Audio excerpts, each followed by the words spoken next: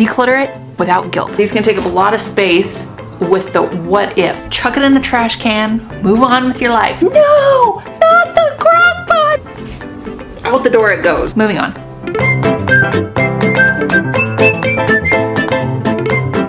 If you are in the mood to declutter today, then you are in the right place. I am in such a mood to declutter. If you are wanting to get rid of stuff right now, today, right this second, grab your garbage bag, grab a donation box. I'm throwing it out. Decluttering is not always about method, but so much of decluttering is execution. It's about actually executing on the decluttering and actually doing it. We're gonna go through my house today. We're gonna see what stuff we can get rid of. Might be some surprises, might be some stuff that maybe is a little controversial for some, I don't know. So let's go. Okay, I am in my kids' bedroom. First thing is artwork. I have this box.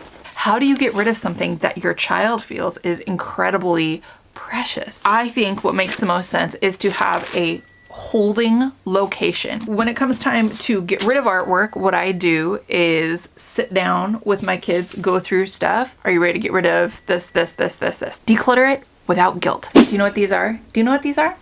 Instruction manuals. Instruction manuals. We don't need these. Everything that we own, the instruction manual for it is online. But there's something about us, right, that's like, it's the responsible thing to do to keep the instruction manual. You never know. But the honest truth is that when something is happening with one of our products, I go on YouTube and I look up the specific make and model and whatever the appliance is or thing that we're dealing with. And I'm hunting around looking to see if people have had the same issue and if there's a simple way to fix it. I'm not hunting through an instruction manual in 6 different languages. So crazy, but they take up so much space. Something that you can just chuck. Just chuck them. I'm gonna chuck them. Actually, if you want to know the truth, it's that I've been watching the documentary, the minimalism documentary. I don't know if you've ever seen that, but oh my gosh. I haven't even gotten halfway through it and I just automatically got up and started like grabbing clutter and like chucking it out the door. Have you watched this documentary? Tell me if you have in the comments below and tell me if you had a similar like visceral reaction. Okay, another thing to get rid of is cords. If you have, like we did, a random box of cords, charge cords, like cords to plug in a DVD player to a TV, like I don't even know what all the cords for. And that's the point. Like my husband didn't know, I didn't know. These were just cords that had gone with various electronic devices over the years. But again, it's kind of like the instruction manuals. You feel like it's like irresponsible to get rid of them. Well, they must go to something. I can't just throw this away. It's a perfectly good cord, but it sat in the cord box for like 10 years, you know, well, not 10 years in our case, but for a while. It's okay to declutter them. It's okay to throw them away. And if I find that I accidentally threw away a charge cord for something that I need, it's really not that expensive to replace it. Let yourself be free from the cord box. Take that cord box, chuck it in the trash can, move on with your life. Moving on. Okay, next item. I don't know what this is. Mystery parts. Mystery parts that go to things. We don't want to get rid of them because we're like, I don't know what that goes to, but I know it will come out eventually what it goes to. 9 times out of 10, that's just not what happens. We just end up keeping these random bits of junk and they never get returned to the place where they belong, but they can go in the trash can. Do double check with your spouse, but once you've done that, if there's not a satisfactory answer, out the door it goes. And if you're getting value out of this video, don't forget to subscribe. This is my trusty vacuum cleaner. Isn't she a beaut? This vacuum cleaner recently started screaming like a small child every time that I vacuum. I'm not sure why. I bring this vacuum cleaner out, not because I'm going to declutter it. I think the squealing like a small child thing is fixable, but there are things that we hang on to that we keep telling ourselves we are going to fix. Oh, it doesn't work right now. See, that's the difference too. This vacuum cleaner is a bad analogy because it's still very functional. It vacuums just fine. Say, for instance, you've got something that broke and it's sitting there and you're like, well, I'm going to fix it. I just haven't gotten around to it yet. I don't know how to fix it, but I'm going to watch some YouTube videos. I'm going to fix it. And it just keeps sitting and it just keeps sitting and it just keeps sitting and it just keeps sitting. Maybe now is the time to say, you know what? It's not gonna happen. It's not gonna happen. I need to chuck it and get rid of it. The budget conscious, thrifty person in me says always opt to fix something and give it a longer life rather than just throwing it out and buying something new. I don't think we should, just be chucking stuff because it's fixable, but we can't be bothered. But I also think there comes a time. How many times have you thought, oh, I was going to get around to fixing that and I just haven't yet? If you haven't, you're probably not going to. Get it out of there, start fresh. And starting fresh may not even mean buying a new one. Starting fresh may mean that you realized with all the time that that thing has been broken and not fixed that you actually did not need it after all. And so maybe get rid of it and don't replace it and have more open space in your home. Kids' clothes. After having our first child, I was meticulous about saving every single article of clothing. Bags and bags and bags of clothes for my kids up in the attic. Bringing down clothes from the attic. I was pulling clothes out of the drawer that don't fit. I was going through and I would spend hours. I mean, I'm not joking. Hours going through these clothes. Oftentimes, with the volume of clothes that my children had, I would forget and not remember stuff that they had, and I would re-buy clothes. I was thinking in my head, well, I'm being thrifty.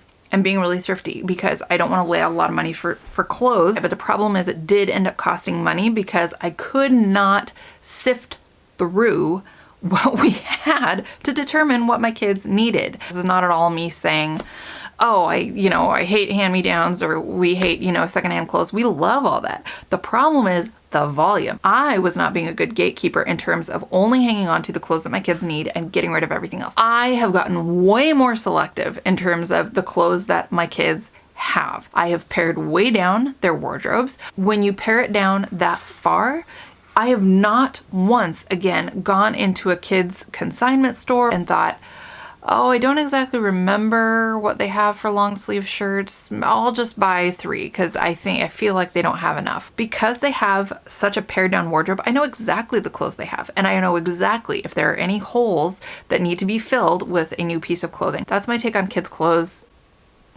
Pass them on to someone who would be glad to have them.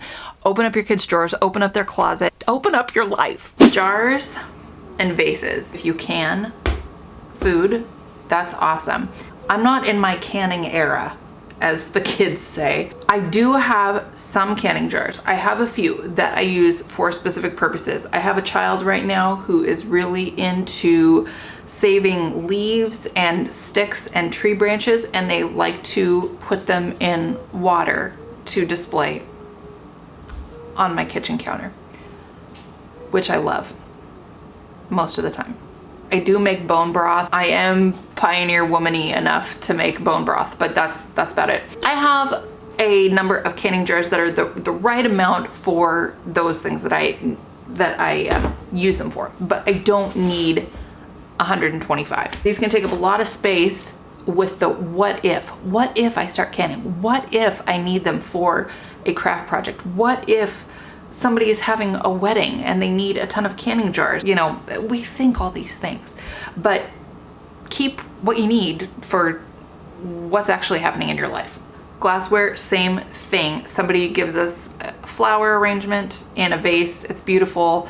The flowers die and then we think, oh, this is a nice vase. This is a nice vase. I can't just toss this. I can't just get rid of it. Have you ever been to the Goodwill? You don't need me to tell you, these are so cheap. You can just pick them up anywhere. I have a couple vases I have saved, or flower like pitcher things that I have saved that are special to me. They were wedding gifts. I keep those. I use them. But there are many vases that I have parted with through the years. I have a very, very select number of vases. Pass them on to someone else who would enjoy having a vase. Kitchen gadgets could be anything. Could be little, handheld gadgets. But then there's bigger kitchen gadgets, small appliances, I don't know what you call them, bread maker, rice maker, but it's been sitting there because you spent money on it. Kitchen gadgets can be hard to get rid of, but they also take up a ton of space, and so getting rid of them is so freeing. This is, my crock pot. Do you see the fine layer of dust? I know. I see you there. No!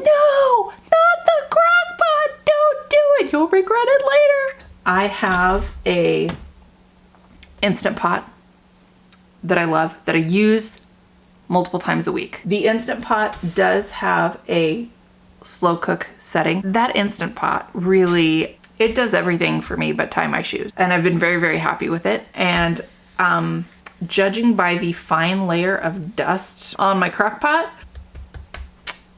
I think it's time to say goodbye. Isn't it so funny how we get attached to empty boxes? It is time. If you are hanging on to empty boxes, if you've been hoarding empty boxes, it's time to face the music and get rid of them.